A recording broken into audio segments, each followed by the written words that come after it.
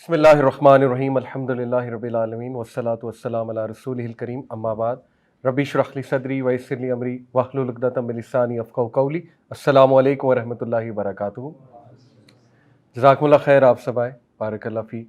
आज भी last lecture की तरह हम इंशाल्लाह जो इशू चल रहा है उसी पे बात करेंगे, the Palestine issue which is very important. तो इंशाल्लाह सीरा की क्लास भी कंटिन्यू रहेगी, but I just deemed it necessary कि आप लोगों को एक पूरी हिस्ट्री बताई जाए इस इशू के हवाले से, क्योंकि that is the first step. देखिए, हम सब अपने दिल से अगर पूछें कि क्या वाकई ही अक्सा की मोहब्बत और उसकी अहमियत हमारे दिलों में बिल्कुल उसी तरह है जिस तरह से हमारी अपने माँ बाप के साथ मोहब्बत है या अपनी बहुत प्रेशियस चीज़ों के साथ मोहब्बत है, तो शायद मुरव्वतन तो हम कह दें हाँ, लेकिन रियलिटी में शायद I think the answer is no. और the reason for that is कि हमें नॉलेज ही नहीं है कि अल-अक्सा की कितनी ज़्यादा अहमियत है। बल्कि सुल्तान सलाहुद्दीन अय्यूबी से, जो क्रूसेडर्स का जनरल था, जब सुल्तान सलाहुद्दीन अय्यूबी ने कॉन्कर किया था जेरूसलम को, उसने एक्चुअली पूछा था कि what is Al-Aqsa for you, what is Jerusalem for you. मतलब क्या है इसकी इतनी वर्थ कि तीन रिलीजन्स, क्रिश्चियनिटी, जूडाइज़म और इस्लाम, वो इसको बहुत अहमियत देते हैं। What is the reason? तो उसने स्माइल करके कहा था नथिंग। और फिर वो एकदम से मुड़ा पीछे, सुल्तान सलाहुद्दीन अय्यूबी एकदम से पीछे मुड़ के देखा और उन्होंने कहा एवरीथिंग। तो बड़ा ये एक टू द पॉइंट आंसर है कि this is everything for us.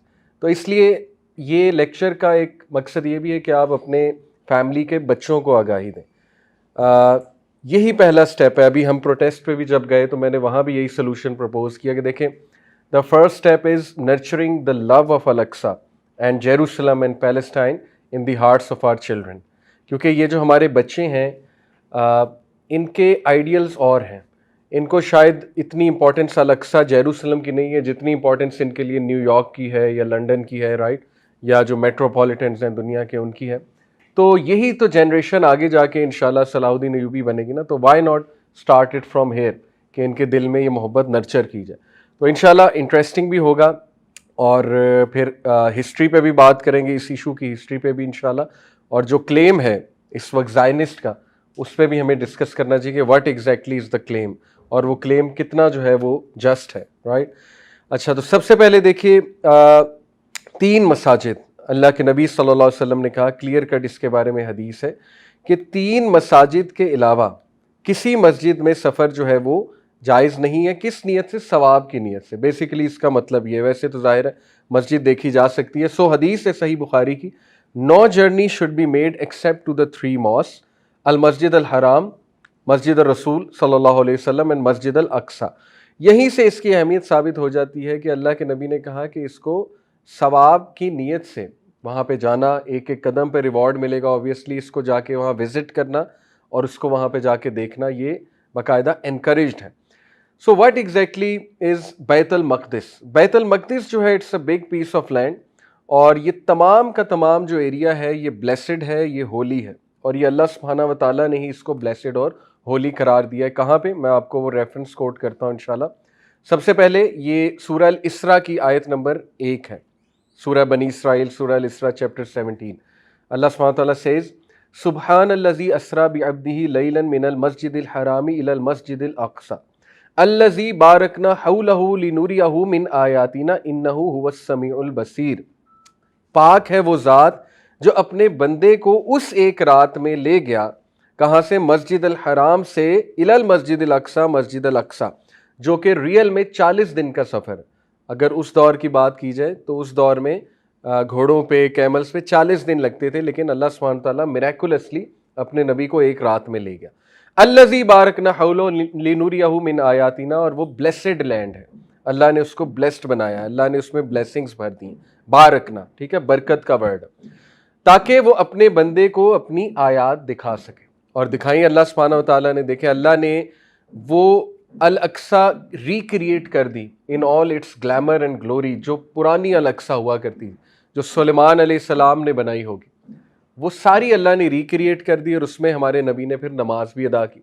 क्योंकि उस टाइम पे आपको पता है कि अल अक्सा पे किसका कब्जा था? बाइजेंटाइंस का। बाइजेंटाइन एम्पायर, हेरकलीस जो था वो, जाहिर है वहाँ पे उस वक्त जेरूसलम उनके कब्ज़े में था, हेरकुलिस के कब्ज़े में, बाइजेंटाइन एम्पायर के। तो उन्होंने तो उस एरिया को बाकायदा गेटोज़ बनाया हुआ था जहाँ पे वो कूड़ा करकट डाला करते थे, क्योंकि उनके लिए उसकी कोई ख़ास अहमियत नहीं थी।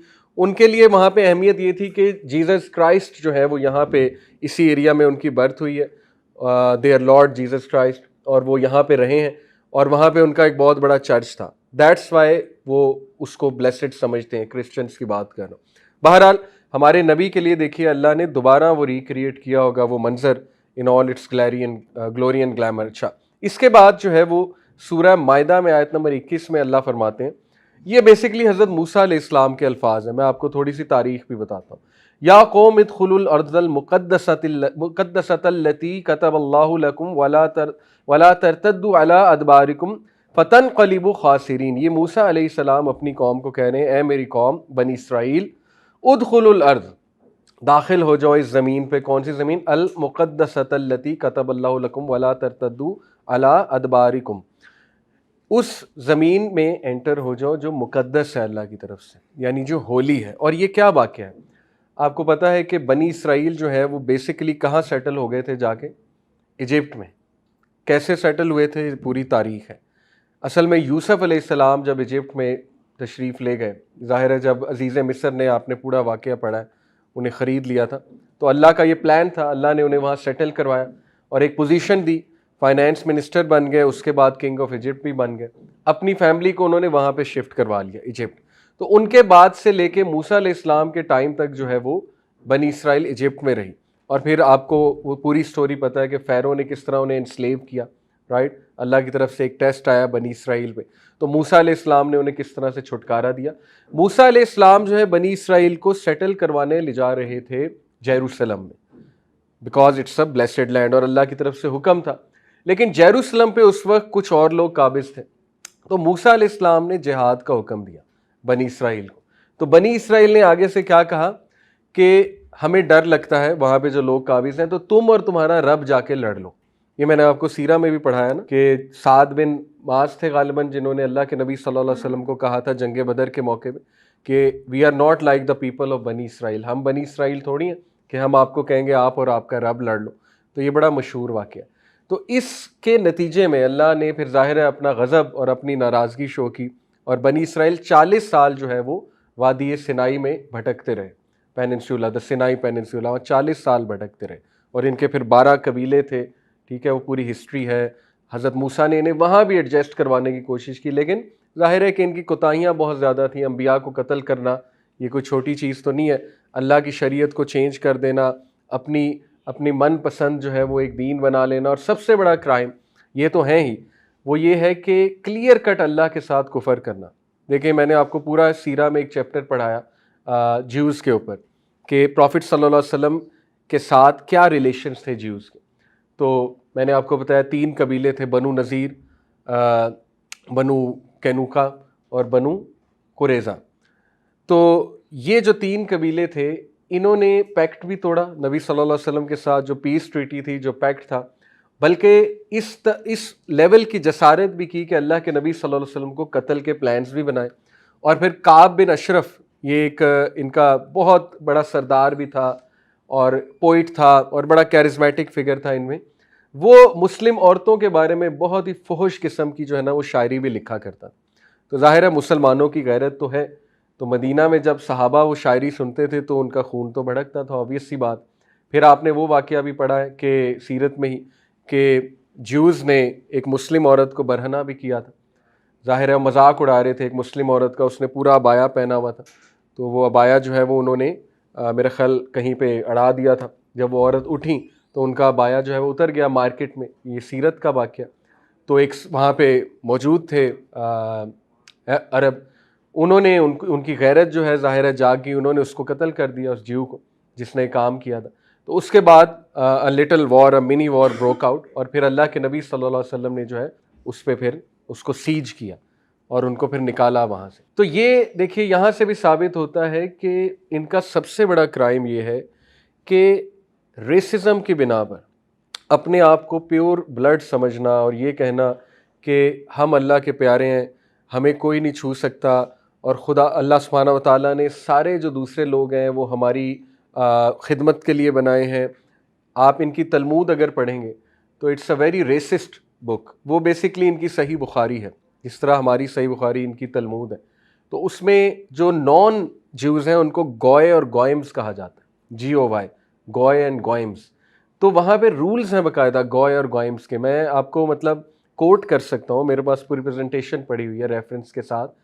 उसमें ऐसी ऐसी बातें हैं कि गॉय को अगर तुम लूट लो, यानी टाका मार लो उसके घर में, या उसकी कोई चीज़ तुम ले लो, तो ये जायज़ है, ये अल्लाह की तरफ से जायज़ है, क्योंकि वो बेसिकली प्योर ब्लड नहीं है ऑब्वियसली। इसी तरह जो है वो गॉय को मारा भी जा सकता है, कत्ल भी किया जा सकता है, उसे किसी भी किस्म का काम भी कराया जा सकता है। तो ये इस लेवल के रेसिस्ट जो थॉट्स हैं, अल्लाह माफ़ करे। आप देखें ना, इब्लीस ने भी यही किया था, अपने आप को बहुत सुपीरियर समझा, आदम अलैहिस्सलाम को बहुत ज़्यादा उसने इन्फीरियर समझा था। तो ये सबसे बड़ा क्राइम था कि इनसे बर्दाश्त नहीं हुआ कि अरबियों में से कहाँ से जो है वो नबी आ गया।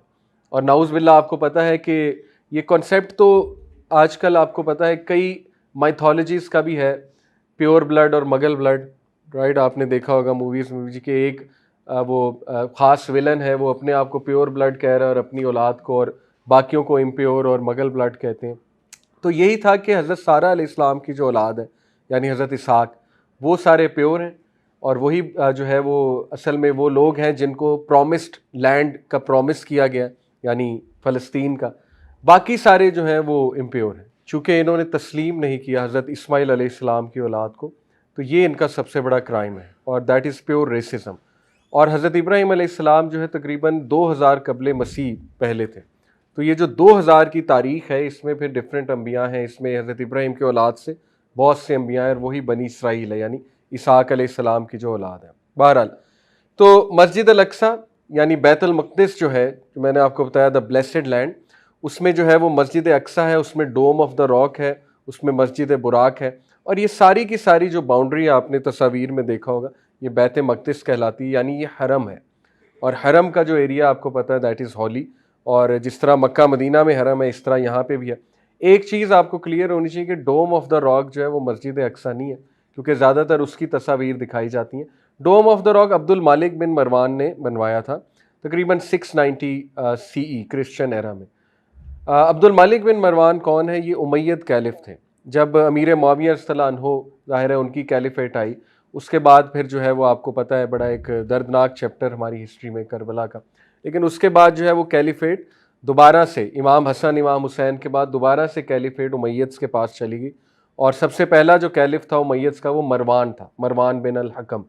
मरवान का बेटा जो था वो अब्दुल मालिक बिन मरवान था। और अब्दुल मालिक बिन मरवान ने तकरीबन 20 साल इस्लामी रियासत पे जो है वो हुकूमत की। और he was a good caliph, good in the sense कि उनकी कैलिफेट में काफ़ी तरक्की हुई। और ही वॉज़ द वन जिन्होंने रोड्स पक्की करवाई हाजियों के लिए, काफ़ी कंस्ट्रक्शंस करवाई, तो अच्छी बात है। और डोम ऑफ द रॉक भी उन्होंने ही बनवाया था, ठीक है, जो आज आपको नज़र आता है, अब्दुल मालिक बिन मरवान। लेकिन डोम ऑफ द रॉक ऑब्वियसली मस्जिद अक्सा नहीं है।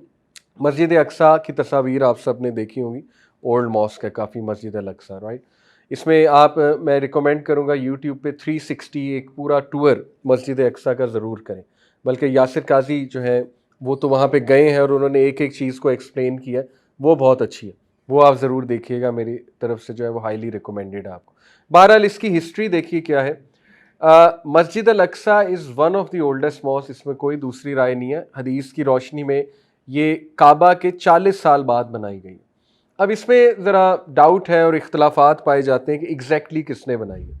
फ़रिश्तों ने बनाई है, कुछ लोग कहते हैं हज़रत आदम ने बुनियाद खड़ी की, कुछ कहते हैं कि हज़रत आदम से भी पहले काबा फ़रिश्तों ने बनाया जब इंसान एग्जिस्ट ही नहीं करते थे, और मस्जिद अल अक्सा भी फ़रिश्तों ने जो है वो तामीर की। ये व्यूज़ हैं डिफरेंट।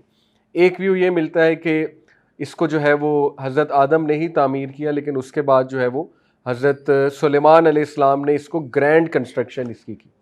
और जो भी अम्बिया आते रहे, हज़रत इब्राहीम और हज़रत इब्राहीम अलैहिस्सलाम की औलाद, वो उनका इस इलाके से ताल्लुक़ रहा है। तो बहरहाल ये एक इख्तलाफी मसला है, लेकिन one thing is for sure कि चूँकि मस्जिद अल हराम बहुत पुरानी है, इसलिए 40 साल बाद ये बनी है, तो ये भी बहुत पुरानी मॉस्क है। और कितने अम्बिया यहाँ पे आए हैं हमें पता भी नहीं है, राइट। इसके बाद देखिए इसकी ख़ास बात ये है हिस्ट्री में कि ये बहुत well known place of worship रहा है थ्रू आउट हिस्ट्री तमाम अम्बिया का। और ये इतनी ज़बरदस्त ज़मीन है कि हज़रत लूत अलैहिस्सलाम को जब अल्लाह सुब्हानहू तआला ने उनकी कौम पे अजाब भेजा था तो पनाह लेने के लिए कहाँ का कहा था?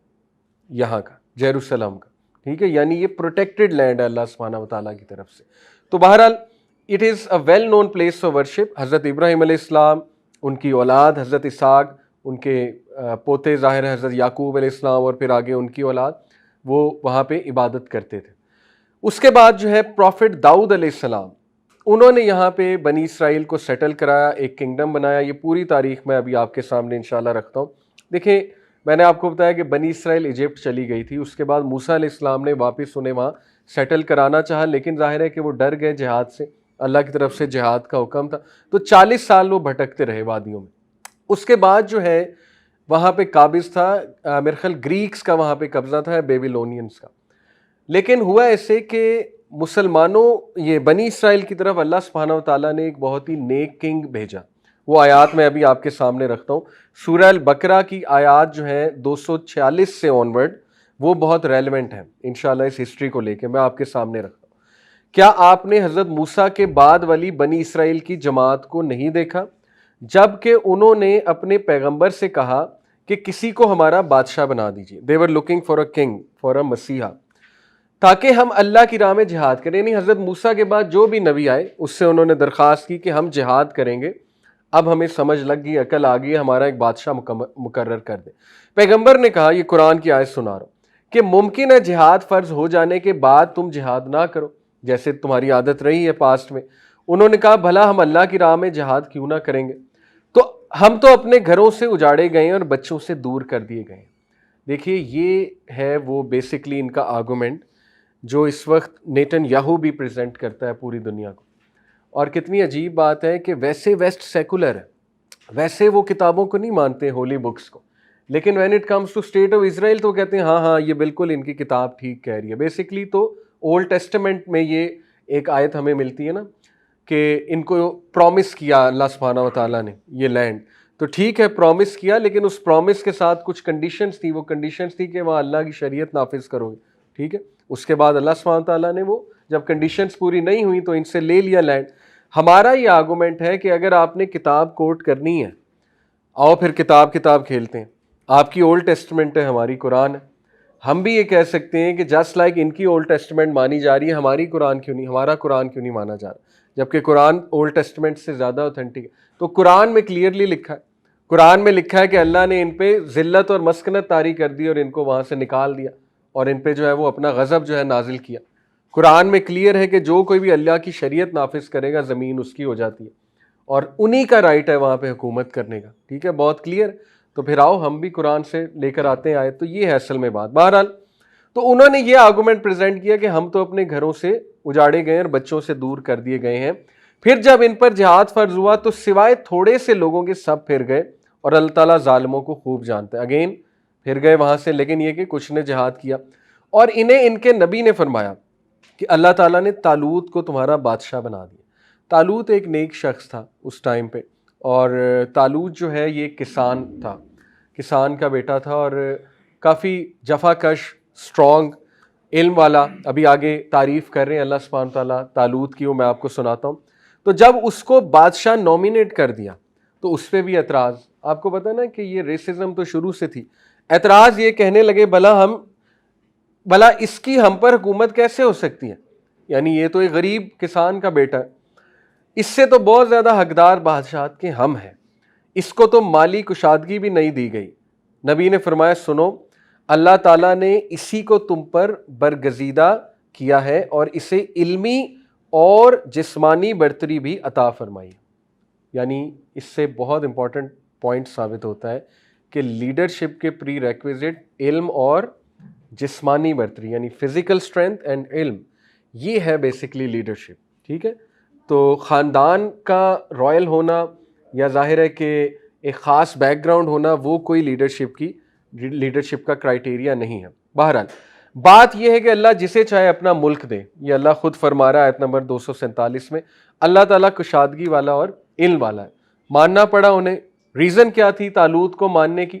आपको पता है बहुत ही हट धर्म कौम थी, तो अल्लाह सुब्हानहू तआला ने इन्हें बड़े क्लियर मौजज़ात दिखाए क्योंकि जितनी कौम हटदरम होती है अल्लाह हुज्जत पूरी करने के लिए उतने क्लियर मौजज़ात दिखाता है। फिर अल्लाह ने क्या दिया इन्हें, तालूत को, इनके नबी ने इन्हें फिर कहा, ये आयत नंबर 248 है, कि इसकी बादशाहत की ज़ाहिरी निशानी ये है कि तुम्हारे पास वो ताबूत सकीना आ जाएगा, वो संदूक आ जाएगा जिसमें तुम्हारे रब की तरफ से दिल जमी है और आले मूसा और आले हारून का बकिया जात है, फरिश्ते इसे उठा कर लाएंगे, यकीनन ये तो तुम्हारे लिए खुली दलील है अगर ईमान वाले। ताबूत सकीना का क्लियरली कुरान में जिक्र है आयत नंबर 248 में। ताबूत सकीना असल में सारी गेम ही है, एक हैकल सुलेमानी, एक ताबूत सकीना। हैकल सुलेमानी अकॉर्डिंग टू मुस्लिम हिस्टोरियंस मस्जिद अक्सा ही है। असल में जो इबादत गाह हज़रत सुलेमान ने बनाई थी वो मस्जिद अक्सा है। तो ये कहते हैं कि हमारा राइट है, हैकल सुलेमानी था वहाँ पे और इसको हमने गिराना है और हैकल सुलेमानी को रिकन्स्ट्रक्ट हमने करना। ठीक है, ये बेसिकली इनका आर्गूमेंट। दूसरा जो है, जाहिर है दे बिलीव के शायद ताबूत सकीना वहाँ पे कहीं दफन है, और कई ज्यूज़ ने, रैबाइज़ ने क्लेम भी किया है कि हमें तो ये बताया गया, दिखाया गया है कि ताबूत सकीना कहाँ है, मस्जिद अक्सा के नीचे अकॉर्डिंग टू देम। ताबूत सकीना इनके लिए एक मैजिकल हैसियत रखता है कि पता नहीं ये कोई बहुत ही जादुई सी चीज़ है और जिसके पास ताबूत सकीना होगा उसके पास वर्ल्ड में इन्फ्लुएंस होगी। असल में ज्यूज़ में अकल्टिज़म बहुत ज़्यादा है। अकल्टिज़म जो है, इसके बारे में अगर आप पढ़ेंगे तो इसमें ब्लैक मैजिक भी आता है, इसमें एल्केमी भी आता है। ठीक है, तो अकल्टिस्ट रहे हैं थ्रू आउट हिस्ट्री, और अकल्टिस्ट में नाइट टेम्पलर्स भी हैं, और नाइट टेम्पलर्स वर ऑल्सो ये भी इन्हीं के पीछे थे जो relics according to their understanding Sultan Salahuddin Ayubi ने इन्हें चुन चुन के क्यों मारा था, क्योंकि ये वो नुस्खे निकाल रहे थे जो हज़रत सुलेमान अलैहिस्सलाम ने दफन किए थे अपने तख्त के नीचे, जो शयातीन ने इंसानों को जादू सिखाना शुरू कर दिया था। कबाला मैजिक बहुत फेमस मैजिक है इनका, ब्लैक डार्क मैजिक है। तो उसके नुस्खे, ये मैं आपको तारीख बता रहा हूँ, मतलब इसमें कितनी ऑथेंटिसिटी है आप खुद देख लीजिएगा, लेकिन ये एक तारीख है कि नाइट टेम्पलर्स जो थे सुल्तान सलाहुद्दीन यूबी के दौर में जो ग्रुप था, दे वर आफ्टर दीज थिंग्स, क्योंकि वो चाहते थे कि इन्हें वो तरीका मिल जाए शयातीन के साथ रब्ता करने का। और मैं समझता हूँ कि शायद उन्होंने निकाल लिए वो नुस्खे और रब्ता भी किया, और उसके बाद फ्री मेसनरी और इल्यूमिनाटी बनी। फ्री मेसनरी जो है ये वो नाइट टेम्पलर्स हैं जो यूके की तरफ भाग गए, इंग्लैंड की तरफ। वहाँ जाके इन्होंने किंग को बहुत इन्फ्लुएंस किया इनके लोगों ने, क्योंकि उस टाइम पे अकल्टिज़म जो है बहुत पीक पे था, जो मैजिकल साइंसेस और अकल्टिज़म, तो वो इनके पास था। और जो इनमें से ग्रुप गया जर्मनी, वो इल्यूमिनाटी बना। ठीक है, तो ये इल्यूमिनाटी की और फ्री मेसन्स की भी एक हिस्ट्री है। तो बेसिकली देखिए, इसके पीछे शैतान भी है, इसके पीछे फिर वो चीज़ें भी हैं। ज्यूज़ ने जो इल्ज़ाम लगाया हज़रत सुलेमान अलैहिस्सलाम पे कि ये तो सारी चीज़ें हज़रत सुलेमान ने सिखाई, नाउज़ुबिल्लाह, और ज्यूज़ हज़रत सुलेमान पे बहतान बांधते हैं कि सुलेमान की नाउज़ुबिल्लाह इनकॉम्पिटेंस की वजह से या केयरलेसनेस की वजह से जो है ना वो हम तितर बितर हो गए, ये एक इल्ज़ाम वो लगाते हैं। तो अल्लाह ने हज़रत सुलेमान अलैहिस्सलाम को डिफेंड किया सूरह अल-बकरा आयत नंबर 102 में, वत्तबऊ मा तत्लु शयातीनु अला मुल्क सुलेमान वमा कफर सुलेमान वलाकिन्न शयातीन कफरू, कि सुलेमान ने कुफर नहीं किया था। कुफर से यहाँ मुराद है कि तुम्हें जो गंदवला जिसमें तुम पढ़े हुए जो मैजिक है, ये सुलेमान अलैहिस्सलाम ने नहीं सिखाया था, ये तो शयातीन ने कुफर किया था। कहाँ से कुफर स्टार्ट हुआ था? जब ये सिहर सीखने गए थे शयातीन हारूत और मारूत के पास, जो ज़ाहिर है फरिश्तों का जिक्र आता है, वो भी एक इंटरेस्टिंग स्टोरी है, लेकिन खैर फिर कभी डिस्कस करेंगे। लेकिन बहरहाल ये बड़ी मारूफ बात है कि बेबीलोन में हारूत और मारूत जो है वो वहाँ पर थे और उनकी आजमाइश थी अल्लाह की तरफ से। वो बाकायदा वार्न करते थे कोई भी इल्म देने से पहले कि इस इल्म का फ़ायदा तुम्हें कोई नहीं होगा, ये बस तबाही लाएगा तुम पे। लेकिन जाहिर है कि शयातीन का एक पर्पज़ है, इब्लीस इज़ देयर लीडर, इब्लीस ने इम्प्रिजन किया हुआ है शयातीन को, और जाहिर है वो फिर ऐसे काम उनसे करवाता है डीमन से। तो वहाँ से फिर ये है कि ये फ्री मेसन और इल्यूमिनाटी की पूरी एक तारीख जो है वो शुरू होती है। वैसे ही मैं आपको साइड नोट बता रहा हूँ। तो ये जो फ्री मेसन इल्यूमिनाटी हैं, ये भी ताबूत सकीना के पीछे, बिकॉज फॉर देम उसमें बहुत मैजिकल पावर्स हैं, उसमें जो है ना वो हुकूमत का राज है, और उसमें ग्लोबल इन्फ्लुएंस का जो है वो एक राज है। तो ये असल में इसकी हैसियत है उनके लिए। लेकिन हमारे लिए ये है कि जिस तरह देखें हजर अस्वद के बारे में हज़रत उमर रज़ियल्लाहु अन्हु ने क्या कहा था कि मुझे पता है तेरे अंदर कोई पावर नहीं है, मैं तो सिर्फ इसलिए चूमता हूँ क्योंकि मैंने अपने नबी को चूमते। तो मुसलमान का अकीदा बहुत पक्का है, ताबूत सकीना में जो भी पावर्स थी वो अल्लाह की तरफ से थी और ये एक सिंबल था। और अल्लाह ने खुद बता दिया कि इसमें बकिया जात थे, मूसा अलैहिस्सलाम के गालिबन असा था और हारून अलैहिस्सलाम के ज़ाहिर। तो इसलिए हमारे नज़दीक जो है, हो सकता है वो अल्लाह ने उठा लिया हो सकता है ज़मीन पे हो ही ना, ठीक है, एक ही ओपिनियन, हो सकता है हो लेकिन नहीं मिलेगा। फ़ायदा क्या है उसका, जिसको अल्लाह खुद कह रहा है जिसको हम बादशाह देना चाहे देते हैं। ताबूत सकीनत से तो बादशाहत नहीं मिलेगी ना, जिसको अल्लाह देना चाहेगा। लेकिन उस टाइम पे इसकी इंपॉर्टेंस बहुत थी, इसलिए अल्लाह ने क्लियरली तालूत जो थे उन्हें अल्लाह सुब्हानहू व तआला ने ताबूत सकीना देकर भेजा। बहरहाल उसके आगे फिर स्टोरी जाती है। आयत नंबर 249, जब हज़रत तालूत लश्करों को लेकर निकले तो कहा, सुनो अल्लाह ताला तुम्हें एक नहर से आजमाने वाला है। ये जो है नहर से आजमाने वाले से क्या मुराद है, ये नहर उर्दन और फ़लस्तीन के दरमियान है और ये इसकी आजमाइश मैं अभी आपसे बयान करता हूँ इंशाल्लाह, पहले पूरी पढ़ लें। जिसने इसमें से पानी पी लिया वो मेरा नहीं और जो इसे ना चखे वो मेरा है। हाँ ये और बात है कि अपने हाथ से एक चल्लू भर ले, लेकिन सिवाय चंद के बाकी सब ने वो पानी पी लिया। ये क्या है? देखिए अतात अमीर हर हाल में ज़रूरी है, पहली बात ये साबित होती है यहाँ से। और अमीर उस टाइम पे जो है वो कौन था? तालूत था। ताहम दुश्मन से मारका राई के वक्त तो इसकी अहमियत मज़ीद हो जाती है। दूसरे जंग में कामयाबी के लिए मैं आपके सामने तफसीर रख रहा हूँ। ये भी ज़रूरी है कि फ़ौजी इस दौरान भूख प्यास और दीगर शदाइद को नहायत सब्र और हौसले से बर्दाश्त, उनकी ट्रेनिंग भी थी अल्लाह की तरफ से, ठीक है। चुनाचा इन दोनों बातों की तरबियत और इम्तिहान के लिए तालूत ने कहा कि नहर पर तुम्हारी पहली आजमाइश होगी, राइट, डिसिप्लिन के लिए। जिसने पानी पी लिया इसका मुझसे कोई ताल्लुक नहीं होगा, लेकिन इस तंबीह के बावजूद अक्सरियत ने पानी पी लिया, सेल्फ कंट्रोल नहीं शो किया। इनकी तादाद में मुफस्सरीन ने मुख्तलिफ अक़वाल नकल किए। इसी तरह ना पीने वालों की तादाद 313 बतलाई गई, वल्लाहु आलम, ठीक है। और सहाबा की तादाद भी 313। तो जाहिर है ये कुछ नंबर स्पेशल होते हैं, जैसे इस्लाम में 7 नंबर का बार बार तस्करा है, 7 हेवंस, राइट, तो 7 बहुत ज़्यादा तस्करा इसका है। बहरहाल वल्लाहु आलम इसमें क्या सच है, हम जो है वो असल में लेसन लर्नड है वो देखते हैं कि क्या है। तो उन्होंने पानी पी लिया सिवाय चंद एक के। तो हज़रत तालूत मोमिनीन समेत जब नहर से गुजर गए, ये आयत है, तो वो कहने लगे, आज तो हम में ताकत नहीं कि जालूत और उसके लश्करों से लड़ें। क्यों? क्योंकि इन अहले ईमान ने भी इब्तितान जब दुश्मन की बड़ी तादाद देखी तो अपनी कलील तादाद के पेश नज़र इसराई का इजहार किया, जिस पर इनके उलमा और इनसे ज़्यादा पुख्ता यकीन रखने वालों ने कहा कि कामयाबी तादाद की अक्सरियत और असले की फरावानी पर मुनहसर नहीं है, बल्कि कामयाबी जो है वो ईमान पर और सब्र पर मुश्तमिल है, ठीक है। ये वही वाक़या ऑलमोस्ट है जंग बदर वाला, और ये मोमिनीन थे उनमें से, तालूत के साथ जो थे। अच्छा, तो जालूत कौन था? जालूत बेसिकली उनका बहुत ही एक फियर्स वॉरियर था, गोलायत जिसे कहते हैं। और आपने शायद कोई इसको काफ़ी ज़्यादा दिखाया गया मूवीज़ में, आपने शायद कोई देखा हो ऐसा सीन के गोलायत को गुलेल से, बड़ा मशहूर वाक़या ना, दाऊद अलैहिस्सलाम के पास एक गुलेल थी, उससे जालूत को उन्होंने मारा था, जादुई गुलेल उसे कहते थे बेसिकली। वल्लाहु आलम कैसे मारा था ये तो बाइबल में वाक़या है, लेकिन ये बात ऑथेंटिक है कि तालूत की आर्मी में there was a young soldier, a very strong one, और उनका नाम था Dawood, and he is the नबी, ठीक है, जो आगे जाके नबी बने, दाऊद अलैहिस्सलाम। तो वो उस टाइम पे यंग सोल्जर थे, वॉरियर थे। तो जालूत जो था उससे डरते थे सारे, कोई भी उसे फेस करने के लिए तैयार नहीं था। और जब दाऊद अलैहिस्सलाम सामने आए तो बड़ा हंसा भी उनको देख के कि ये बच्चा, ये मेरी क्या जो है वो मेरे से मुकाबला करेगा, लेकिन वाक़यात में आता है कि उन्होंने शिकस्त दी उसे। बहरहाल तो जालूत और इसके लश्करों से रहे, लेकिन अल्लाह ताला की मुलाकात पर यकीन रखने वालों ने कहा, आयत सुना रहा हूँ आपको, बसा औकात छोटी और थोड़ी सी जमातें बड़ी और बहुत सी जमातों पर अल्लाह के हुक्म से गलबा पा लेती।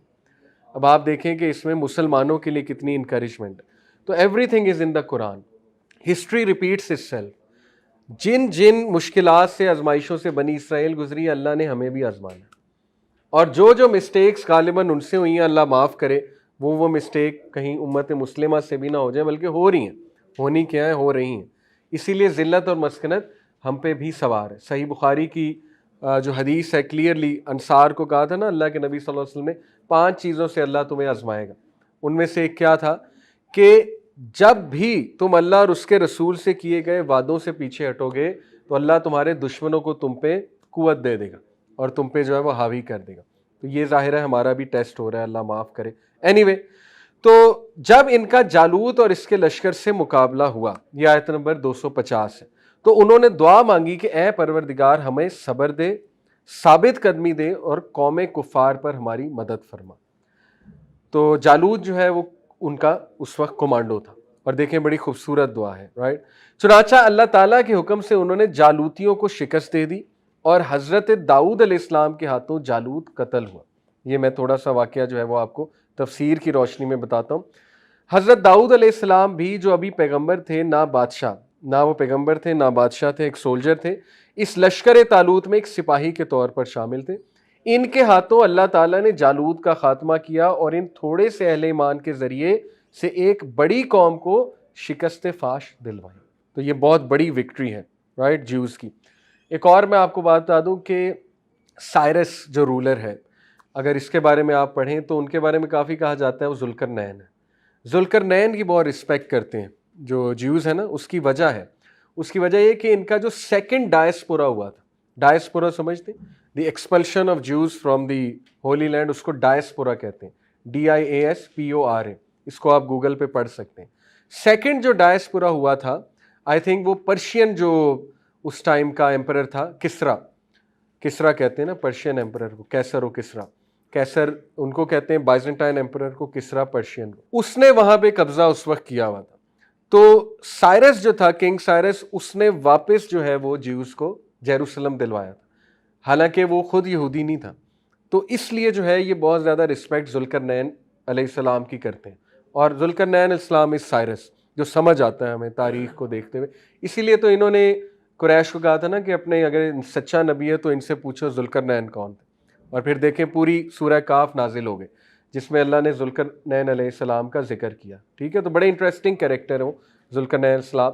बहरहाल, तो जालूत कत्ल हुआ और अल्लाह ताला ने दाऊद अलैहिस्सलाम को मुमलिकत व हिकमत और जितना कुछ चाहा इल्म भी अता फरमाया। देखें, अल्लाह का वादा तो था आले इब्राहीम से कि मैं इनको इमाम बनाऊंगा, क्योंकि हज़रत इब्राहीम की ही दुआ थी।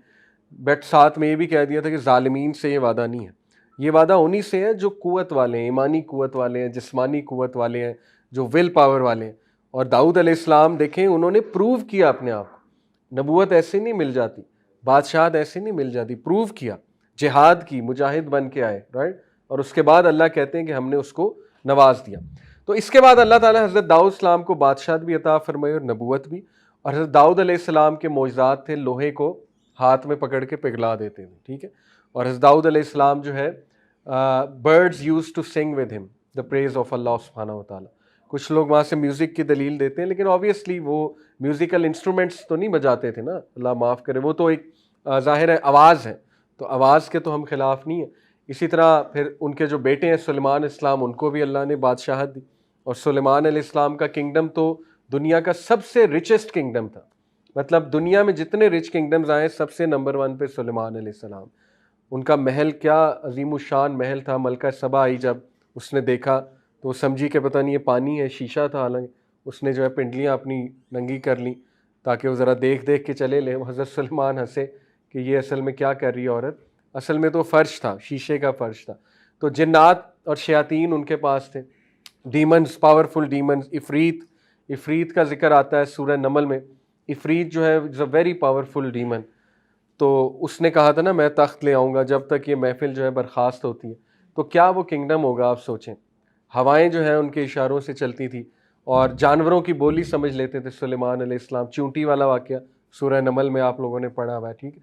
इसी तरह उनके पास इतने पावरफुल जिन्नात थे, बल्कि कुछ लोग ये भी कहते हैं कि शायद जो ये हैकल सुलेमानी है जिन्नात ने बनाया था, वल्लाहु आलम। लेकिन जिन्नात कंस्ट्रक्शन तो करते थे। और हज़रत सुलेमान की जो वफ़ात हुई है वो भी इसी तरह हुई है ना कि जिन्नात कुछ कंस्ट्रक्ट कर रहे थे और वो हज़रत सुलेमान अपना असा पकड़ के खड़े हुए थे। तो अल्लाह ताला ने जिन्नात को ज़रा वेकअप कॉल देने के लिए, वो समझते थे कि हमें बड़ा इल्म है और गैब जानते हैं। और लोग कहते थे कि जी जिन्नात के पास इल्म गैब है। आजकल भी लोग यही कहते हैं जी कि वो हमें न्यूज़ देते हैं आके शयातीन। एनीवे, कहते हैं ना मौक्कल है मेरे पास, मौक्कल को बड़ा पता है। तो ये उसका रद्द है ये वाक़या। जिन्नात ने वो समझे कि हज़रत सलेमान अलैहिस्सलाम खड़े हुए, और जिन्नात इतना डरते थे हज़रत सलेमान से कि उनकी आंखों में नहीं देखते, क्योंकि अल्लाह ने उन्हें एक रिंग दी हुई थी, पावर। और वो वाक़या भी आपने पढ़ा होगा कि वो रिंग जब उनके हाथ से एक बार उतरी थी, वो नहा रहे थे, तो एक जिन उनके तख्त पे जाकर बैठ गया था सुलेमान बन के। ये बिल्कुल सही वाक़या, अल्लाह ने आजमाया था हज़रत सलेमान अलैहिस्सलाम को। लेकिन एनीवे, तो उनकी ज़रूरत नहीं होती थी हज़रत सलेमान को देखने की, तो वो समझे कि ये ज़िंदा है। वो तो जब वो चींटी ने खाना शुरू किया, जो भी था दीमक था, उसने खाना शुरू किया उनके उसको, तो वो गिर गए, और बाद में पता लगा कि ये तो अल्लाह ताला ने इनकी रूह कब्ज़ कर लिया। तो इससे साबित हुआ कि जिन्नात को इल्म गैब नहीं है और इनकी कोई पावर नहीं है, राइट। एनीवे, बात जो है वो उधर चली गई हज़रत सुलेमान अलैहिस्सलाम की तरफ। तो ये जो आयात मैंने आपके सामने रखी हैं, थोड़ा सा हम जो है वो और इंशाल्लाह पढ़ लेते हैं। 250 तक मैंने आपको बताया जी। चुनाचा अल्लाह ताला के हुक्म से उन्होंने जालूतियों को शिकस्त दे दी, और हज़रत दाऊद के हाथों जालूत कत्ल हुआ। और अल्लाह ताला ने दाऊद को मुमलिकत और हिकमत और जितना कुछ चाह इल्म भी अता फरमाया। अगर अल्लाह ताला बाज़ लोगों को बाज़ से दफ़ा ना करता तो ज़मीन में फ़साद फैल जाता, लेकिन अल्लाह ताला दुनिया वालों पर बड़ा फ़ज़्ल व करम करने वाला है। तो आयत नंबर 246 से 251, 251 सूरह अल बकरा, ये हमारे लिए बहुत रेलेवेंट है इस वक्त, ये सारा सिनेरियो समझने के लिए। तो यही तो असल में उन्हें दुख है। ज़ायनिस्ट मैं कहूँगा, ज्यूज़ में, चूँकि देखें ज्यूज़ जो है ना, वो सारे करप्ट नहीं हैं, उनमें कुछ बड़े ऑनेस्ट और इंसाफ पसंद और अच्छे भी ऐसे लोग मौजूद हैं जो इवन स्टेट ऑफ इज़राइल के भी ख़िलाफ़ हैं, जो इवन नेतन्याहू को बहुत कंडेम करते हैं, ज़ायनिज़म को एक्सपोज करते हैं और मानते हैं, कहते हैं कि नहीं हमारे हाथ से लैंड चला गया। मैं अभी सुन रहा था एक रैबाई, बड़ा अच्छा वो बोल रहा था, पुराना क्लिप है, वो कह रहा था कि भाई हमें मान लेना चाहिए ये प्रॉमिस लैंड हमारे पास था लेकिन चला गया हमारे हाथ से। अब जो इसके हकदार हैं वो हैं, मुसलमान हैं, और प्रॉफिट मोहम्मद की तारीफ़ कर रहा था वो अपने मुंह से कि हम मानते हैं वो नबी है, लेकिन ये कि मतलब हम नहीं एक्सेप्ट करते, लेकिन थे वो नबी, मुंह से कह रहा था। बहुत ऐसे क्लिप्स आपको मिल जाएंगे। तो इसीलिए हम जो है ना वो ज़ायनिस्ट कहते हैं। ज़ायनिस्ट जो है ना वो एक्सट्रीमिस्ट जूइश नेशनलिस्ट है। ज़ायनिज़म जो है ना ये एक्सट्रीम नेशनलिज्म की मूवमेंट है। अरब ज़ायनिस्ट भी हैं, मुसलमानों में भी ज़ायनिस्ट हो सकते हैं, ठीक है, हिंदूज़ में ज़ायनिस्ट है, जो मोदी है उसके बारे में भी कहा जाता है ना ज़ायनिस्ट है, इसी तरह। लेकिन ये शुरू हुई थी ज्यूज़ से बेसिकली। इनके नेशनलिस्ट जो थे वो खड़े हो गए थे 19वीं सदी में, और उन्होंने जो है वो प्रॉमिस लैंड की बात करना शुरू कर दी थी। फिर एक बहुत बड़ा इनका जर्नलिस्ट था, जर्मन था गालिबन, उसने एक आर्टिकल लिखा था उस दौर में जहाँ से सारी ये वेव शुरू हुई थी। उसने आर्टिकल में प्रॉमिस लैंड का तस्करा किया, हज़रत दाऊद का तस्करा किया, ज़रा जज्बात भड़काए इनके, तो वहाँ से सारी जो है वो बात शुरू हुई। और उसके बाद इनको मज़ीद जो है फोर्स मिल गई, जो हिटलर ने किया इनके साथ, वहाँ से सिंपथी मिल गई, वहाँ से ये एंटी सेमिटिज़म का पूरा एक नैरेटिव मिल गया, ठीक है। उसके बाद जो है वो ब्रिटिश बहुत ज़्यादा इसमें इंटरेस्टेड थे इस एरिया में, क्योंकि आपको पता है कि द लैंड ऑफ पैलेस्टाइन, ये बहुत ही, इसकी लोकेशन बड़ी जियो स्ट्रेटेजिक लोकेशन, ये कनेक्ट करता है रिवर्स को, और फिर जाहिर है ये कनेक्ट करता है यूरोप को और मिडल ईस्ट को, ठीक है। तो वहाँ पे जो बैठा हुआ है वो बहुत सी चीज़ों को कंट्रोल करता है, इसीलिए अल्लाह ने ज़्यादातर अंबिया उसी लैंड में जो है वो भेजे। तो ब्रिटिश का अपना इंटरेस्ट था उसमें, उस इंटरेस्ट की वजह से ब्रिटिश ने जो है इज़राइल को सपोर्ट भी किया। ये तो एक क्लियर कट फैक्ट है, लेकिन इसके पीछे एक कॉन्स्पिरेसी थ्योरी है कि British were suppose to help them, because जो कंट्रोल सारी चीज़ को कर रहे थे वो फ्री मेसनरी कर रही थी, और जाहिर है कि Zionism is part of freemasonry. ये कॉन्स्पिरेसी बता रहा हूँ आपको, कितना सच है वल्लाहु आलम, लेकिन आई बिलीव सच है इसमें, जितनी मेरी रिसर्च है। तो they were suppose to do it, उनको ये करना ही करना था। तो बहरहाल वो सारी हिस्ट्री मैं आपके सामने रखता हूँ, ये कैसे हुआ। अभी आगे चलते हैं। तो ये आपने देखा कि हज़रत तालूत जो थे उन्होंने इनको सेटल करवाया वहाँ पे जेरूसलम में, और तकरीबन 70-80 साल ये वहाँ पे रहे, और दोबारा इनके हाथ से जेरूसलम चला गया, दोबारा इनको एक्सपेल किया गया वहाँ से, ठीक है। तो वो हिस्ट्री भी हम देखते हैं कि क्या है इंशाल्लाह। Moving on. अच्छा, तो हमने ये सारी हिस्ट्री देखी। उसके बाद जो है वो Babylonians took control of Jerusalem. हज़रत सुलेमान के बाद बेबीलोनियंस ने अटैक किया, जेरूसलम को कंट्रोल कर लिया। फिर क्या हुआ, पर्शियंस आए, Persians overthrew the Babylonians and controlled Jerusalem, और पर्शियंस को फिर डिफीट किया रोमन्स ने। जो रोमन एम्पायर स्ट्रांग होता जा रहा था, ईस्टर्न रोमन एम्पायर को बाइजेंटाइन एम्पायर कहते हैं, ठीक है। ईस्टर्न रोमन एम्पायर कहाँ था, टर्की में कॉन्स्टेंटिनोपोल, इस्तंबुल, जो करंट इस्तंबुल है वो कॉन्स्टेंटिनोपोल था ना, सेंट कॉन्स्टेंटाइन के नाम से। सेंट कॉन्स्टेंटाइन जो था इनका बादशाह था रोमेंस का, तो उसने क्रिश्चियनिटी कबूल कर ली थी तकरीबन हज़रत ईसा अलैहिस्सलाम के 300 साल बाद, और नबी अकरम सल्लल्लाहु अलैहि वसल्लम से तकरीबन 300 साल पहले। तो उसने जब क्रिश्चियनिटी कबूल की और 10 साल उसने हुकूमत की 315 से 325 सन ईस्वी में, तो उसने जेरूसलम को प्रॉपर एक क्रिश्चियन लैंड बना दिया, और जो ज्यूज़ की इबादत गाहें थी उन्हें कूड़ा करकट फेंकने की जगह बना दी, क्योंकि आपको पता है कि इनकी बहुत नफरत थी आपस में, क्योंकि इनके नज़दीक तो ज्यूज़ ने हज़रत ईसा को सूली चढ़ाई है, ठीक है। तो इसलिए आप देखें कितनी अजीब बात है कि आज ये लोग यूनाइटेड हैं। जो बाइडन क्रिश्चियन है और वो नेतन्याहू ज्यू है, लेकिन वो आपस में यूँ है। तो क्या है ऐसा, अमेरिका को क्या पड़ी है कि इतनी सी स्टेट ऑफ इज़राइल को सपोर्ट कर रहे हैं? तो इसके पीछे ज़ाहिर है फ्री मेसनरी भी है मेरे नज़दीक, इसके पीछे पॉलिटिकल चीज़ें भी हैं, और ज्यूश लॉबी है पूरी जो कंट्रोल करती है अमेरिका को, ऑब्वियस सी बात है। एनीवे, तो ये हिस्ट्री है आदम अलैहिस्सलाम से लेकर नबी अकरम सल्लल्लाहु अलैहि वसल्लम तक की। और अल्लाह के नबी जब तशरीफ़ लाए, नबी बने, तो तब रोमेंस के हाथ में था, हेरकुलीस के हाथ में था जेरूसलम, ठीक है।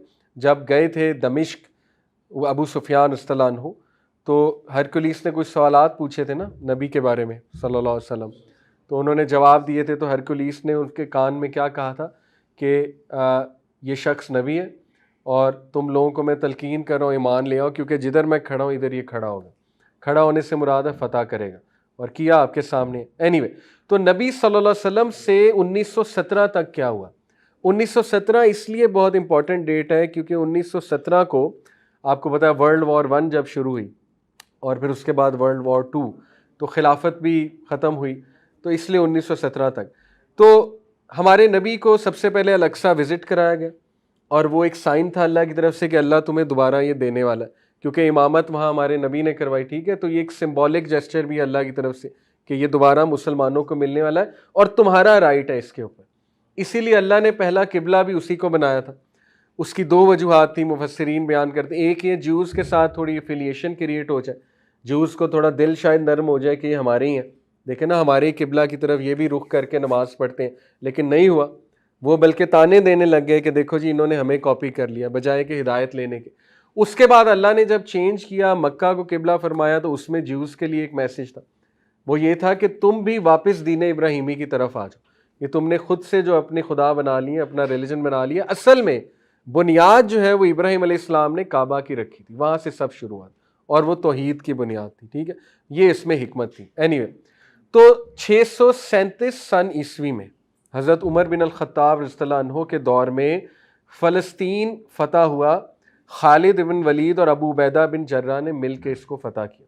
अबू उबैदा बिन जर्रा द ग्रेट कमांडर, उनके बारे में आप पढ़ें, बहुत ही ईमान अफरोज़ वाक़यात हैं उनके बारे में। अमीन उल उम्मा उन्हें कहा जाता है, क्योंकि ही वॉज़ द वन जो हमेशा इस्लाम को सामने रखते थे, इस्लाम का फ़ायदा देखते थे, अपने आप को पीछे कर लेते। तो ये बहुत बड़ी क्वालिटी है। आज इस क्वालिटी की ज़रूरत है ऑर्गेनाइजेशंस में। आज आपको पता है हर कोई शाबाशी लेना चाहता है, आगे आना चाहता है, नहीं, जहाँ पे इस्लाम का फ़ायदा हो रहा है बस वही आगे आएगा, ठीक है। तो ये उनका था।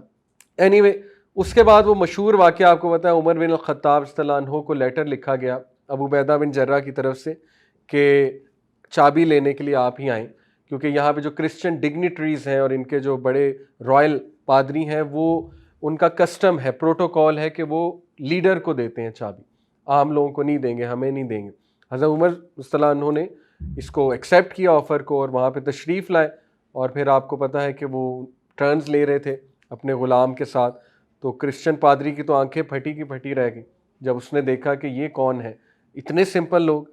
बल्कि उसने बाद में सेंटेंस कहा भी कि अब मुझे समझ आ गई है कि तुमने हरकुलिस जिससे टांगें कांपती हैं बाकी दुनिया की, उनकी टांगें तुम्हारे सामने क्यों कांपती थी।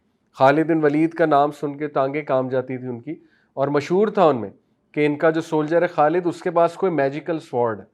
बल्कि एक उसने पूछा भी था, एक सोल्जर ने, गालिबन कमांडर था उनका खालिद बिन वलीद से, कि तुम्हारी स्वॉर्ड बहुत मशहूर है, क्या ख़ास बात है उसमें। तो उन्होंने कहा था कि तुम्हें नहीं समझ लगेगी। उसने कहा क्या मतलब? उन्होंने कहा कि तुम ला इलाहा इल्लल्लाह को नहीं जानते, इस स्वॉर्ड में कोई ख़ास बात नहीं है, असल में ख़ास बात ला इलाहा इल्लल्लाह की है, वो तुम्हें कभी नहीं समझ लग सकती।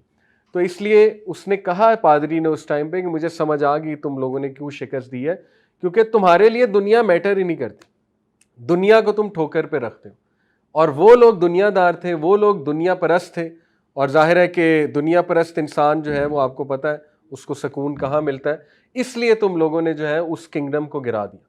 तो ये बहुत ईमान अफरोज़ वाक़या है। बहरहाल उसके बाद आपको पता है कि 1099 तक जो है वो मस्जिद अक्सा और फ़लस्तीन हमारे पास रहा। 1099 बीच में क्या क्या हुआ? बीच में उमैयद कैलिफेट आई 90 ईयर, कब से कब तक? 661 सन ईस्वी, हज़रत अली रज़ियल्लाहु जो है उनकी शहादत 661 सन ईस्वी में हुई। उसके बाद फिर आपको पता है अमीर Muawiya and so on and so fourth, 14 खलीफा आए उमैयद के 751 तक। उसके बाद अब्बासिड एक डायनेस्टी थी पूरी, अब्बासिड फैमिली जो क्लेम करते थे बनु अब्बास से। अब्बासिड्स ने फिर जो है वो अपने खलीफा को इंस्टॉल किया वहाँ पे, और बहुत बेदर्दी से उमैयद्स की सारी फैमिली को मरवाया। ये एक अलग चैप्टर है हिस्ट्री का, डिनर पे बुला के। आपस में टसल अरब्स की बहुत ज़्यादा थी अनफॉर्चुनेटली, और उनमें से जो है वो 2 बच्चे भाग गए। एक का नाम अब्दुर्रहमान था। अब्दुर्रहमान जो है उसके भाई को मार दिया गया, छोटे को। वो जब नहर एक क्रॉस कर रहे थे, सोल्जर्स ने लालच दी कि आ जाओ कुछ नहीं कहते। अब्दुर्रहमान ने समझाया अपने भाई को। अब्दुर्रहमान जो है ये बेसिकली किस फैमिली से थे? ये मरवान, अब्दुल मलिक बिन मरवान फैमिली से थे अब्दुर्रहमान। तो ये यंग बॉय थे और इनके भाई को कत्ल कर दिया गया। अब्दुर्रहमान मोरक्को भाग गए, क्योंकि मोरक्को में उमैयद ज़रा स्ट्रॉन्ग थे उस टाइम। तो वहाँ पे फिर इनकी तरबियत हुई, इनको पहचान लिया गया कि ये बड़ा रॉयल फैमिली का बच्चा है, और इनको ट्रेन किया गया। अल्टीमेटली अब्दुर्रहमान जो थे इन्होंने स्पेन को फतह किया दोबारा से। स्पेन जा रहा था मुसलमानों के हाथ में, 711 में स्पेन फतह हुआ था ना, उसके बाद जा रहा था स्पेन, क्योंकि स्पेन में मुसलमान लड़ रहे थे आपस में। तो अब्दुर्रहमान जो है वो लीडर बन के आए। 756 का गालिबन ये वाक़या है सन ईस्वी, 756 757, और स्पेन दोबारा से कंट्रोल किया अब्दुर्रहमान ने। और फिर अब्दुर्रहमान की औलाद ने स्पेन पे तकरीबन 800 साल हुकूमत की, ठीक है, अब्दुर्रहमान की औलाद ने। और अब्दुर्रहमान 3 जो है वो सबसे पावरफुल कैलिफ आए स्पेन में, उनके बारे में आप पढ़िएगा। उन्होंने कुर्तुबा जो शहर है, कुर्डोबा, और जो वहाँ पे महल है वो बनाया। और एक फ्रेंच नन वहाँ पे आई थी, उसने फिर एक किताब लिखी थी, Cordoba the jewel of the world, ये उस किताब का नाम। और वो हैरान रह गई थी कि वहाँ की ग्लोरी देख के। तो खैर मुसलमानों ने बड़ी हुकूमत की स्पेन पे। तो ये चल रहा था, और उमैयद डायनेस्टी स्पेन में बैठी हुई थी, उमैयद कैलिफेट, और जो अब्बासिड डायनेस्टी थी वो बगदाद में बैठी हुई थी। उनमें फिर बड़े बड़े कैलिफ्स आए हैं, आपको पता है, हारून अर रशीद, मामून, मंसूर, ठीक है। तो वो बड़े अच्छे उन्होंने बड़े काम किए इस्लामिक सल्तनत के लिए, नो डाउट। बहरहाल उसके बाद फिर ये कैलिफेट मज़ीद तकसीम हुई, फातिमिड डायनेस्टी बन गई इजिप्ट में। ये बेसिकली वो मेरे ख्याल शिया डायनेस्टी है, फातिमिड डायनेस्टी। और हज़रत सलाहुद्दीन अयूबी जो थे वो उसी दौर में फिर आए 1099 में, जब बहुत ही दर्दनाक वाक़या हुआ। उसको सीज ऑफ जेरूसलम कहते हैं हिस्ट्री में, लेकिन उसको ब्लडी सीज ऑफ जेरूसलम भी कहा जाता है। उसकी वजह यह है कि क्रिश्चियन जो क्रूसेडर आर्मी थी उन्होंने खून की नहरें बहा दी थी। लिटरली ये तारीख़ में अल्फाज हैं कि फ़लस्तीन की गलियों में खून की नहरें बह रही थी। किनके खून की? मुसलमान बच्चे, औरतें और मुसलमान सोल्जर्स तो थे ही। इसीलिए जब सुल्तान सलाहुद्दीन अयूबी खड़े हुए थे उनके जनरल के सामने, कमांडर के सामने, जो क्रूसेडर्स का था, तो उसको जब उन्होंने कहा कि कमांडर ने बड़े उससे कहा कि बताओ तुम्हारी क्या टर्म्स हैं, क्या चाहते हो तुम? सलाहुद्दीन अयूबी को जब ज़ाहिर है फतह हो गई, उसे पता लग गया आप गए हम, तो सलाहुद्दीन अयूबी ने कहा कि जेरूसलम तो हमारे हवाले कर दो तुम, और तुम्हारी सारी आर्मी को, तुम्हारे बच्चों को, तुम्हारे बुजुर्गों को, तुम्हारी औरतों को हम सेफ पैसेज देते हैं, इवन तुम्हारे किंग को, उस टाइम पे जो किंग था इनका। तो वो इतना हैरान हुआ, उसने कहा कि जब क्रिश्चियंस को ये लैंड मिला था तो they butchered every single person, every single women, every single children. तो उन्होंने बड़ा तारीखी जुमला कहा था, I am not those man, I am सलाहुद्दीन। सलाहुद्दीन, उसने कहा था मैं सलाहुद्दीन हूँ, हम मुसलमान हैं, हमें ये नहीं सिखाया जाता। तो वो बड़ा हैरान हुए और बड़ा इम्प्रेस हुए सलाहुद्दीन अयूबी रहिमहुल्लाह के इस अखलाक से। लेकिन हमारी हिस्ट्री की किताबों से इसको मिटा दिया गया, इस चैप्टर को।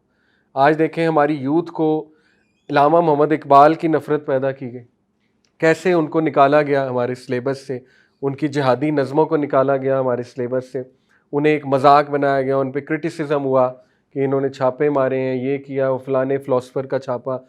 आपको पता है टीवी पे आजकल सो कॉल्ड इंटेलेक्चुअल आके इल्लामा इकबाल को चैलेंज करते हैं। तो ये एक पूरी सोची समझी साजिश है पिछले, क्योंकि इल्लामा इकबाल का इतना स्ट्रॉन्ग कंटेंट है, इतना स्ट्रॉन्ग कंटेंट है, मैं आपको बता नहीं सकता। यकीन करें, उनकी एक नज़म आप समझ जाए ना तो ज़िंदगी संवर सकती है, क्योंकि वो कुरान से अखज़शुदा नज़म है। और वो है, हर लहजा है मोमिन की नई शान नई आन, गुफ्तार में किरदार में अल्लाह की बुरान। ये पूरे अशार आप पढ़ लेना तो ये पूरा विजन है यूथ के लिए कि हमने करना क्या है। इसीलिए तो निकाला है, उन्हें पता है कि ये तो बहुत पावरफुल वर्ड्स हैं, बहुत पावरफुल शायरी है। और सुल्तान सलाहुद्दीन अय्यूबी पता भी नहीं हमारे बच्चों को कौन है, मतलब क्या किया था उन्होंने, इसलिए ये एक सैड चैप्टर है हिस्ट्री का।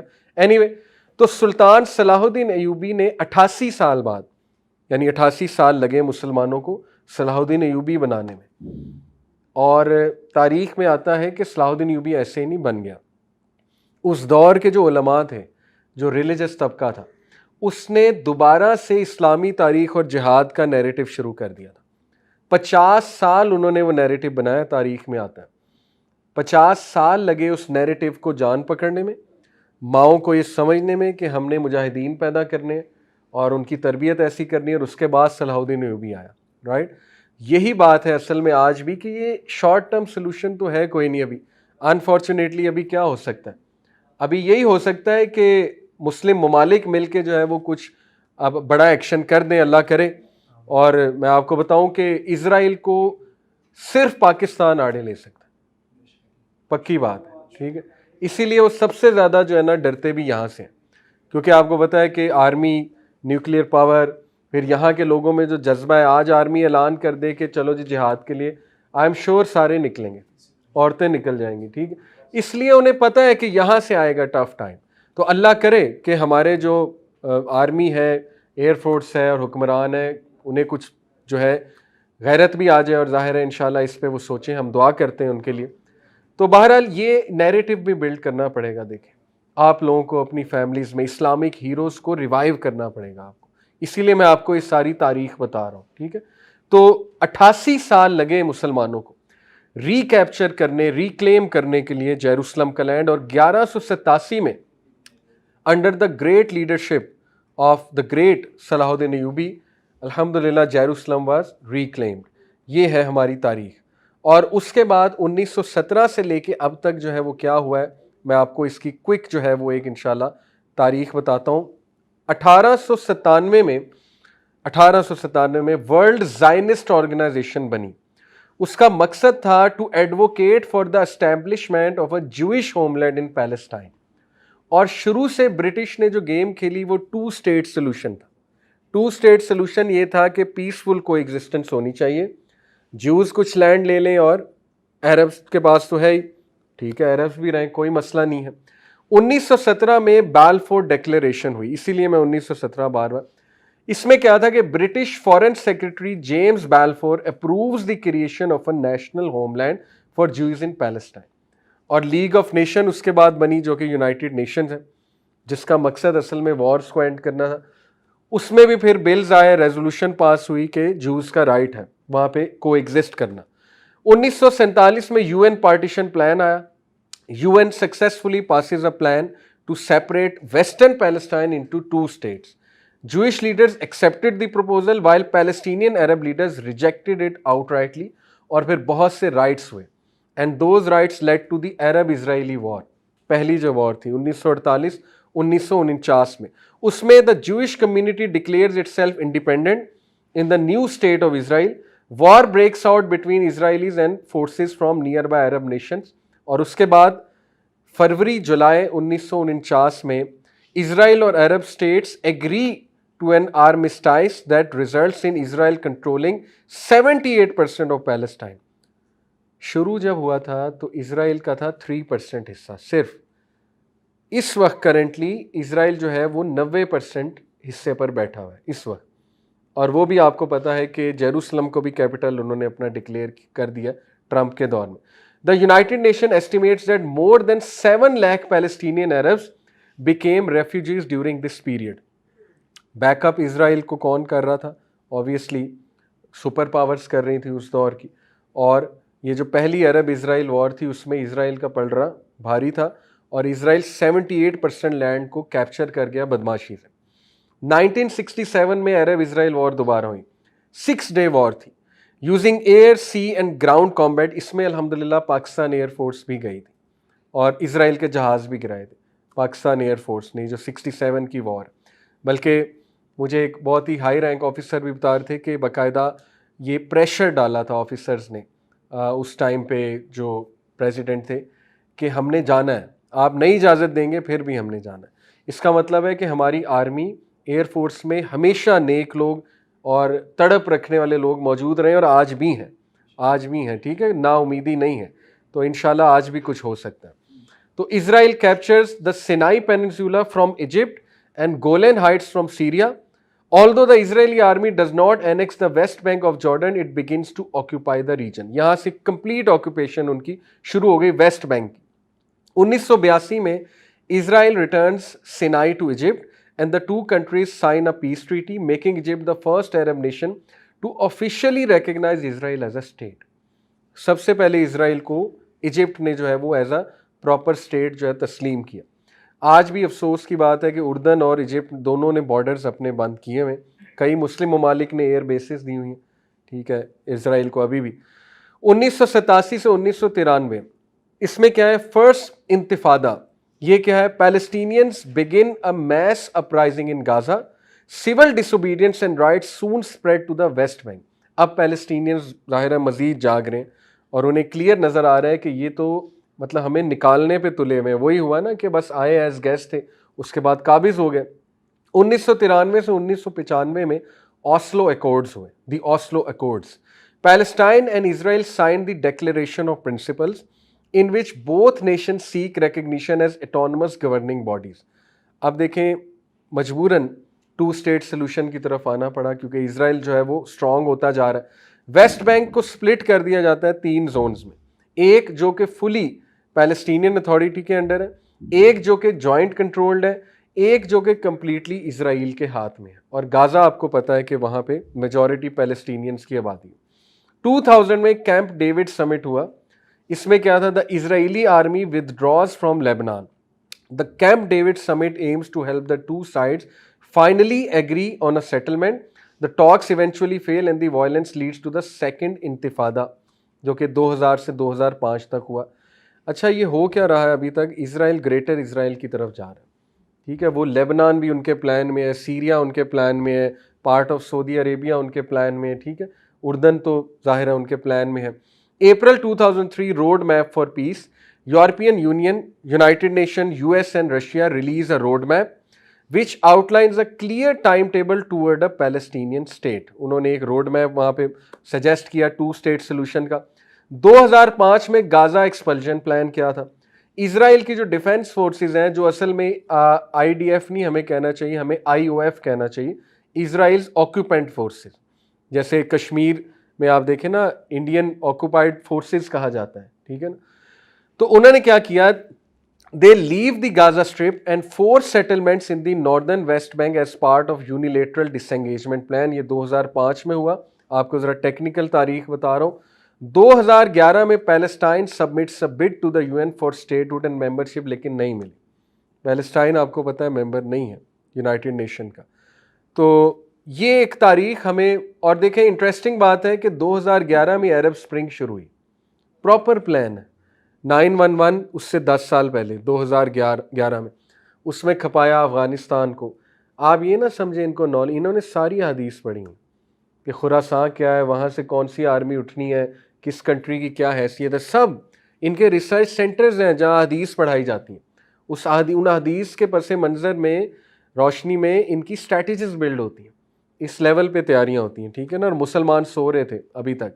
तो 9/11 हुआ, उसके बाद अफ़गानिस्तान, फिर इराक 2004 में वो लॉन्च कर दिया, फिर जो है वो सऊदीया ईरान की टसल लॉन्च करवा दी, फिर यमन वाला क्राइसिस शुरू करवा दिया। 2011 में जो है वो फिर अरब स्प्रिंग करवाई leading to the Syria crisis. Arab spring क्या थी, उसमें जो है वो इजिप्ट और ये जो लिबिया और उसके बाद जो है ये अपना कौन सी कंट्री थी तीसरी, एनीवे जो ये अरब कंट्रीज़ थी वहाँ पे डेमोक्रेसी की मूवमेंट चलाई, ठीक है। वो हमने तो अपने सामने होती देखी, ज़ाहिर है मैं तब आपके जितना था 20-25 साल का। तो एनीवे उसमें हमने देखा कि किस तरह इन्होंने मुसलमानों को जो है वो आपस में इख्तलाफात पैदा किए, और वो लीडर्स स्पेशली जो बेसिकली, ठीक है उनमें बुराइयां थी, खामियां थी, कज़ाफ़ी हो गया, सद्दाम हुसैन, और स्पेशली जो भुट्टो, आपको पता है इन्होंने बहुत स्ट्रॉन्ग ब्लॉक बनाया था। ओआईसी जब बनी थी तो ये बड़ा स्ट्रॉन्ग एक ब्लॉक बन गया था हमारा जी, हाँ। तो शाह फैसल भी, लेकिन उसके बाद क्या हुआ है, एक एक को फिर इबरत बनाया गया, वो आपके सामने चैप्टर ऑफ हिस्ट्री, ठीक है ना। हर वो लीडर जो थोड़ा सा इकोनॉमिक एम्पावरमेंट, इंडिपेंडेंस का सोचता है, फिर आपको पता है कि confessions of an economic hitman एक किताब है, उसमें सारी बातें लिखी हुई हैं। इकोनॉमिक हिटमैन ये छोड़ते थे उन कंट्रीज़ पे और उनको इकोनॉमिकली सफ़र करवाते थे। एनीवे तो यहाँ से ये साबित हो रहा है कि इन जो, अल्लाह माफ़ करे, जो खबीस लोग हैं, ज़ायनिस्ट की बात करो, एक्सट्रीमिस्ट जूश जो नेशनलिस्ट हैं, इनका ग्रेटर इज़राइल बनाने का प्लान है। और अभी जो ये कर रहे हैं वो प्योर एथनिक क्लींजिंग की मूवमेंट है। और इनका ग्रेटर प्लान जो मैं एक आर्टिकल में पढ़ रहा था वो ये है कि इस वक्त ये पैलेस्टीनियंस को ऑफ़र करेंगे कि तुम सिनाई चले जाओ, और वहाँ पे फिर इन्हें जाके मज़ीद बॉम्ब करेंगे, क्योंकि वहाँ भी ये क्लेम करेंगे जी हमास ने अटैक कर दिया है, हमास को फ़ाइट कर रहे हैं हम। बहाना तो हमास का बन रहा है ना कि हमास को फ़ाइट कर रहे हैं हम, हमास का बहाना बना के वहाँ से भी इनको क्लींस करने की कोशिश करेंगे। In short the plan is to eradicate 20 lakh Palestinians purely. इसमें कोई जो है ना वो दूसरी राय नहीं है कि अभी वो इस तरफ आ रहे हैं। और लेट्स सी बात कहाँ तक जाती है। अभी मैंने सुना है कि उर्दन जो है वो स्टेप कोई लेने लगा इस हवाले से। लेट्स सी, यमन ने तो ऐलान कर दिया खुल्लम खुल्ला जंग का, लेकिन यमन ज़ाहिर है इतनी स्ट्रॉन्ग कंट्री नहीं है when it comes to weapons and military.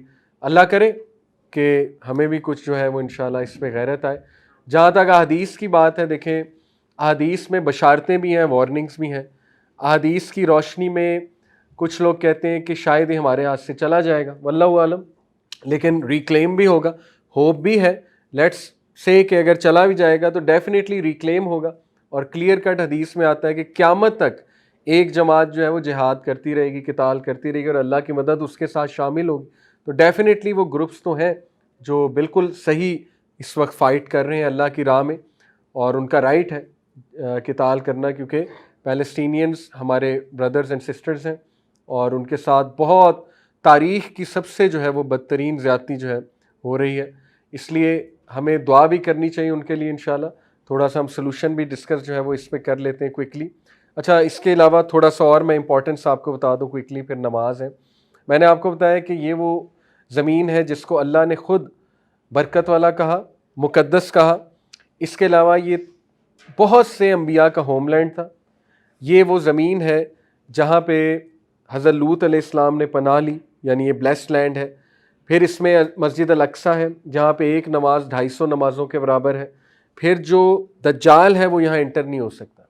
इसकी ख़ास बात ये इस ज़मीन की, बैतुल मक़दिस की 3 जगह आपको होता है ना, मक्का, मदीना और जो है वो तीसरी जगह बैतुल मक़दिस, यहाँ इंटर नहीं होगा।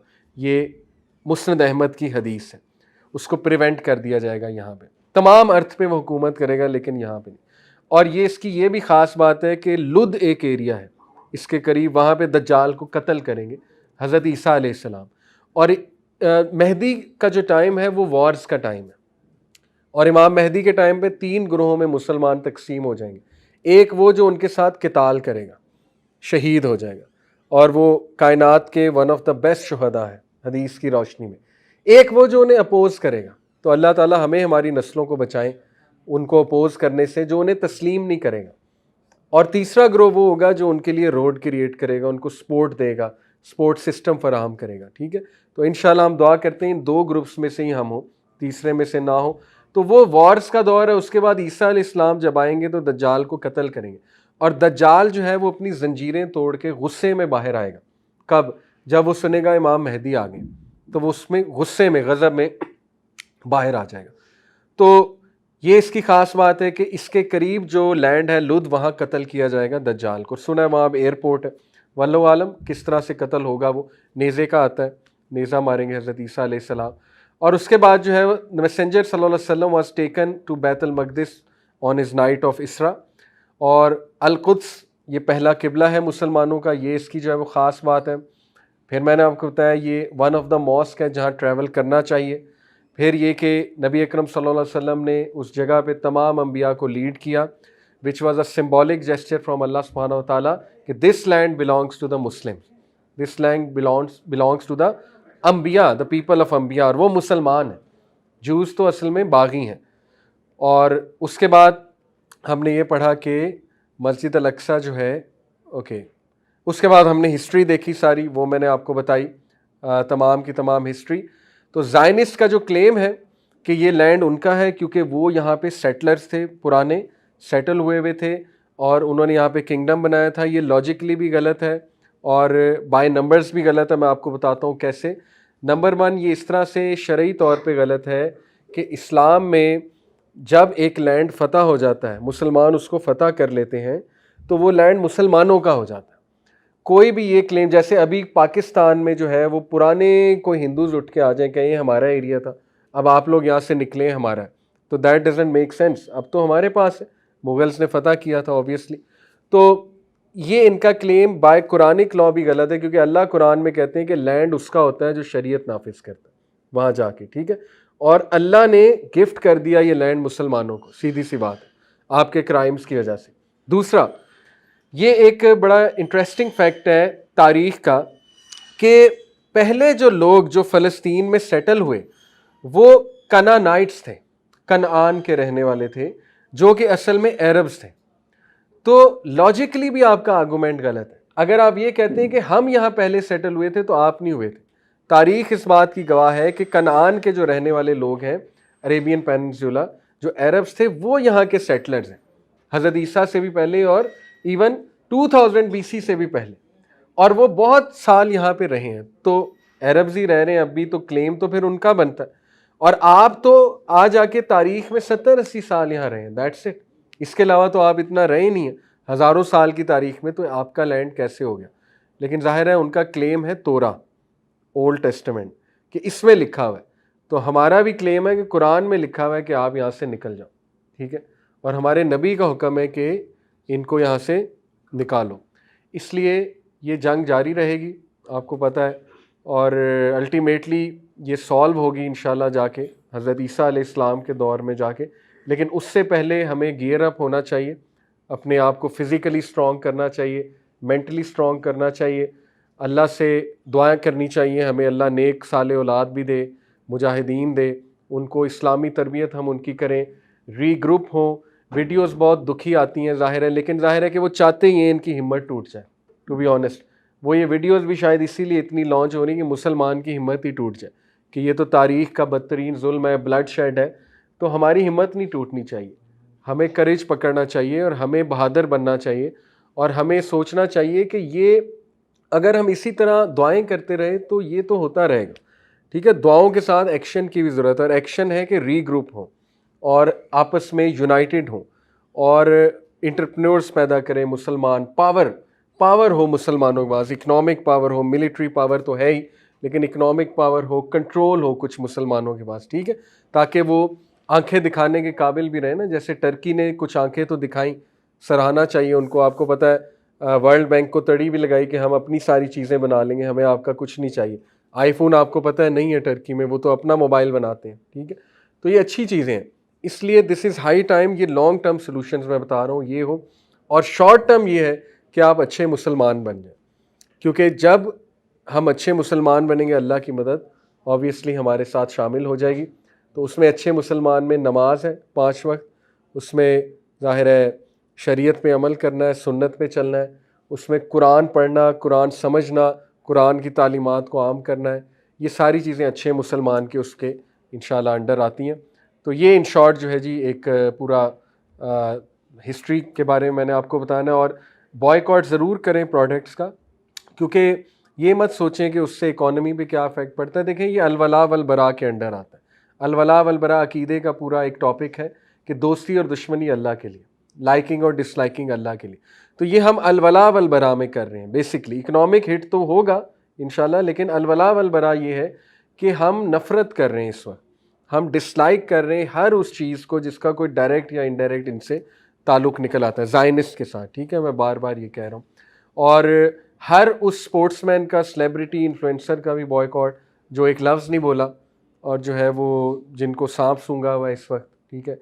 शर्म की बात है कि गोरे इन्फ्लुएंसर जो है वो पैलेस्टाइन पे बोल रहे हैं, प्रोग्राम्स पे प्रोग्राम्स कर रहे हैं, और ये हमारे जो इन्फ्लुएंसर हैं ये जो है वही कॉमेडी क्लिप्स, और वो अभी तक हल्ले गुल्ले और कॉन्सर्ट्स हो रहे हैं और सब कुछ चल रहा है। बस अल्लाह माफ़ करे, मतलब पेट भी इंसान को क्या क्या कराता है, देखें, बगैरत भी बना देता है। शायद ये डर है कि हमारा चैनल ना चला जाए, तो गोरे जो है वहाँ पे बैठ के बोल रहे हैं, बड़े बड़े इन्फ्लुएंसर बोल रहे हैं। एक खातून, शर्म की बात है कि रोमानियन एक इन्फ्लुएंसर, इंतहाई बेपर्दा खातून, मुझे क्लिप्स किसी ने दिखाए, मतलब देख के नहीं लगता कि ये कोई फ़लस्तीन पे, वो फ़लस्तीन पे बोल रही है नॉन मुस्लिम होते हुए, और क्लिप्स बना रही है इजराइल के ख़िलाफ़, और बड़े उसके ठोस क्लिप्स हैं। तो शर्म की बात है हमारे इन्फ्लुएंसर्स के लिए, उन्हें भी अल्लाह ताला हिदायत दे और थोड़ी शर्म दिलवाए। और आइडियोलॉजिकल बॉयकॉट भी मस्ट है। इंशाल्लाह इट्स हाई टाइम के गाने, मूवीज़, हर वो चीज़ जिसमें उनकी कोई आइडियोलॉजी है उसको टोटल बॉयकॉट कर दिया जाए, और इंशाल्लाह हम अपना मीडिया जो है वो क्रिएट करें। अल्लाह ताला अमल की तौफीक दे और हमारे बहन भाइयों की गैबी मदद करे। सुभानक अल्लाहुम्मा बिहम्दिका, अशहदु अल्ला इलाहा इल्ला अंता, अस्तगफिरुका व अतूबु इलैक। वस्सलामु अलैकुम व रहमतुल्लाहि व बरकातुहू।